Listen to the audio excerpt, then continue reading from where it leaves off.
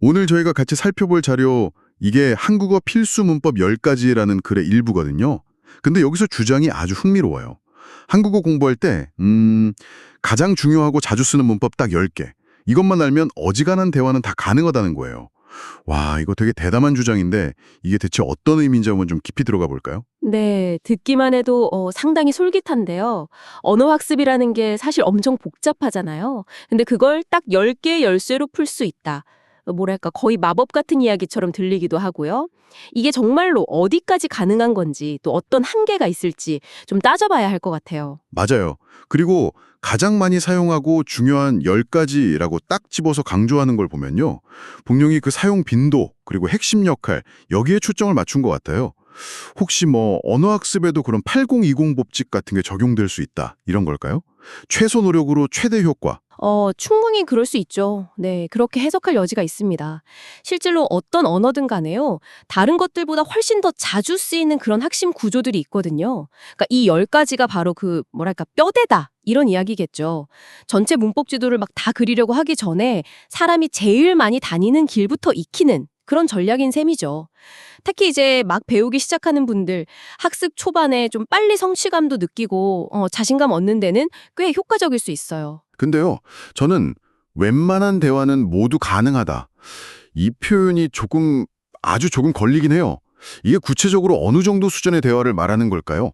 정말 이 10가지로 우리가 일상에서 나누는 그런 소통이 대부분 다 되는 건지, 아니면 이게 좀 과장된 건 아닐지, 혹시 이걸로 인해서 놓치게 되는 중요한 부분들은 없을까? 이런 생각도 들고요. 아, 네. 아주 좋은 지적이십니다. 그 웬만한 대화라는 기준이 사실 좀 애매하죠. 아마도 아주 기본적인 거 있잖아요. 뭐 자기소개나 간단한 질문 답변, 아니면 정말 생존에 필요한 최소한의 표현. 그 정도를 의미할 가능성이 높아 보여요.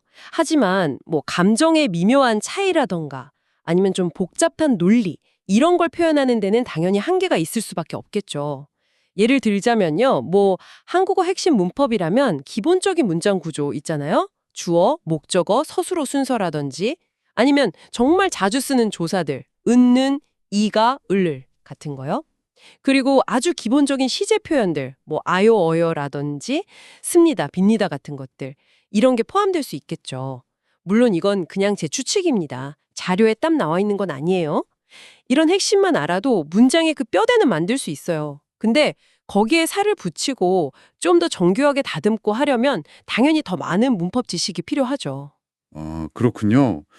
그러니까 이 10가지 문법은 탄탄한 기초를 좀 빠르게 다지는 데는 분명히 유용하지만 그걸로 뭐 한국어 능력이 다 완성된다, 이렇게 보기는 좀 어렵다는 말씀이시네요. 자료에서 예를 들어 설명한다고 언급한 부분도 그래서 더 중요해 보이는 것 같아요.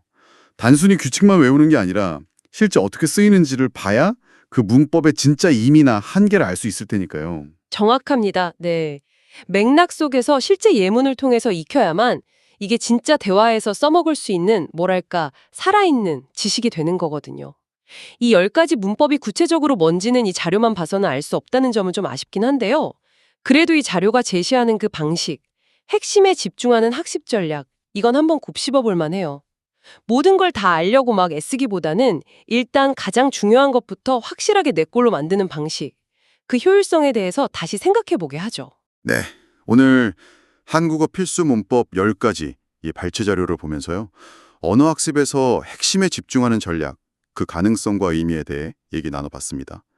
정말 딱 10개의 문법으로 웬만한 대화가 가능하다는 주장은 여전히 상당히 매력적이긴 한데, 동시에 그 웬만한의 범위가 어디까지일까 계속 생각해보게 만드네요. 결국 중요한 건 나의 학생 목표나 상황에 맞춰서 좀 영리하게 접근법을 찾는 거겠네요. 그렇습니다. 어떻게 보면 이 자료는 우리 모두에게 나에게 가장 중요한 것은 무엇인가? 이 질문을 던져주는 것 같아요. 이게 비단 한국어 학습뿐만 아니라 우리가 뭔가 다른 분야를 배울 때도 다 적용될 수 있는 질문이잖아요. 그래서 마지막으로 한번 이런 질문을 던져보고 싶습니다. 만약 당신이 한국어를 배운다면, 혹은 지금 배우고 있다면, 또는 다른 어떤 것을 배우고 있다면요. 당신에게 가장 필수적인 핵심 지식, 딱 10가지를 꼽으라면 뭘까요? 그리고 왜 그게 중요하다고 생각하시나요? 이 질문에 스스로 답을 찾아보는 것만으로도 앞으로의 학습 방향을 잡는데 꽤 큰 도움이 될 거라고 생각합니다. 와, 정말 깊이 생각해 볼 만한 질문인데요. 네, 오늘 좋은 말씀 감사합니다.